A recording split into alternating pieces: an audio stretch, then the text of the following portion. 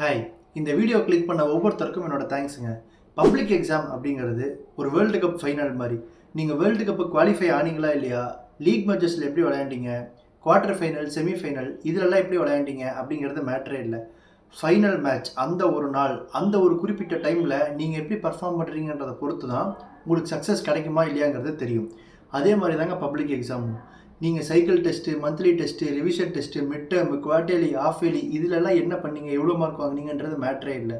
அந்த 2.5 மணி நேரம் நீங்கள் என்ன பண்ணுறீங்க அப்படிங்கிறத பொறுத்து தான் உங்களோட ரிசல்ட் எப்படி இருக்குன்றது அமையும்.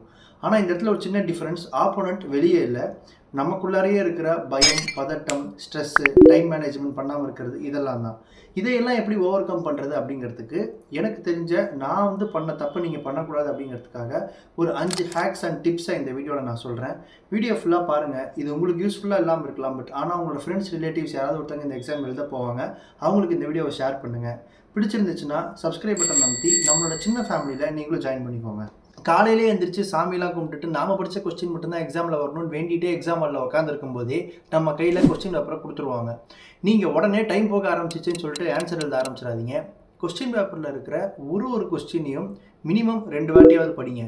ஏன் அப்படின்னா, நான்லாம் நிறையா வாட்டி ஒரு கொஸ்டின் இருக்கிறதே பார்க்காமலாம் எக்ஸாம் முடிச்சு வெளியே வந்திருக்கேன். அப்படிலாம் நீங்கள் பண்ணாமல் இருக்கணும்னா ஒரு 5 நிமிஷம் டைம் எடுத்து எல்லா கொஸ்டினையும் தரவாக படிங்க. இதுதான் இதுக்கான பதில், இந்த கேள்வி தான் கேட்டிருக்காங்கன்னு உங்களுக்கு உறுதியானதுக்கப்புறம் எழுத ஆரம்பிச்சிங்க அப்படின்னா நீங்கள் எந்த ஒரு டவுட்டும் இல்லாமல் அதுக்கப்புறம் ஃப்ளோவாக எழுத முடியும். அடுத்த மேட்ரு, உங்களுக்கு ஒரு கொஸ்டினுக்கு ஆன்சர் தெரியும் ஆனால் ஃபுல்லாக தெரியாது அப்படின்னா நீங்கள் என்ன பண்ணலான்னா, உங்களுக்கு தெரிஞ்ச மேட்ரு எல்லாத்தையும் அந்த ஆன்சரோட ஸ்டார்டிங்லேயும் எண்டிங்லேயும் எழுதிருங்க.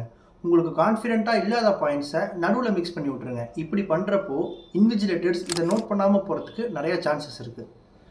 எக்ஸாம்ஸில் நிறைய பேர் பண்ணுற மிஸ்டேக் என்னென்னா, டைம் மேனேஜ்மெண்ட். எதுக்கு எவ்வளோ டைம் எடுத்துக்கணும் அப்படிங்கிறது தெரியாமல் அவங்களுக்கு தெரியாத கொஸ்டின்லையோ இல்லை தெரிஞ்ச கொஸ்டின்லையோ நிறைய டைமை வேஸ்ட் பண்ணிட்டாங்கன்னா பின்னாடி நிறைய கொஸ்டினுக்கு அவங்களால ஆன்சர் எழுத முடியாமல் போயிடும்.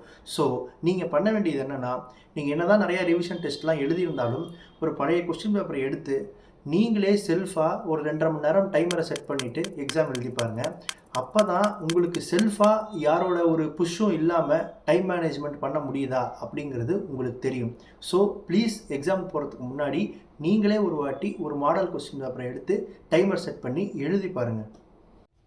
அடுத்த முக்கியமான விஷயம், நீங்கள் எவ்வளோ எழுதினாலும் 1 மார்க் கொஸ்டினுக்கு 1 மார்க் தான், 2 மார்க் கொஸ்டினுக்கு 2 மார்க் தான், 5 மார்க் கொஸ்டினுக்கு 5 மார்க் தான் போட போகிறாங்க. ஸோ எனக்கு இந்த கொஸ்டின் நல்லா தெரியும் அப்படின்னு சொல்லி அந்த கொஸ்டினுக்கு நீங்கள் நிறைய எழுதி டைம் வேஸ்ட் பண்ணாதீங்க.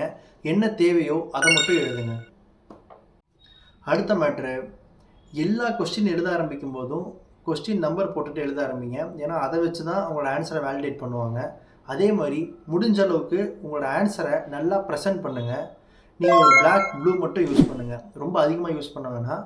இது 2 மட்டும் யூஸ் பண்ணி புல்லட் பாயிண்ட்ஸ் போட்டு இல்லை உங்களோட ஆன்சரை அந்த மாதிரி ரொம்ப ப்ரெசென்டபுளாக நீங்கள் எழுதுகிறப்போ இவங்க நல்லா படிக்கிற ஸ்டூடெண்ட் போலன்னு சொல்லிட்டு உங்களோட பேப்பருக்கு இன்னும் ஒரு 5லேருந்து 10 மார்க் அதிகமாக வர்றதுக்கு நிறைய சான்சஸ் இருக்குது.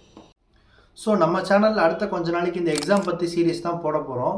ஸோ இந்த வீடியோ யாராவது பார்த்துட்டு இருந்தீங்க ஸ்டூடெண்ட்ஸ் அப்படின்னா, உங்களுக்கு நான் வேறு ஏதாவது பற்றி டாபிக் இல்லை வேறு ஏதாவது உங்களுக்கு டிப்ஸ் தேவைப்பட்டுச்சுன்னா எனக்கு கமெண்ட்டில் சொல்லுங்கள். கண்டிப்பாக அதை பற்றி வீடியோ போடுறேன். இந்த வீடியோ யாராவது ஒரு ஸ்டூடெண்ட் ஹெல்ப்ஃபுல்லாக இருந்தால் கூட எனக்கு சந்தோஷம் தான். இந்த வீடியோ கடைசி வரைக்கும் பார்த்த ஒவ்வொருத்தருக்கும் நன்றி. All the best. கலக்குங்க.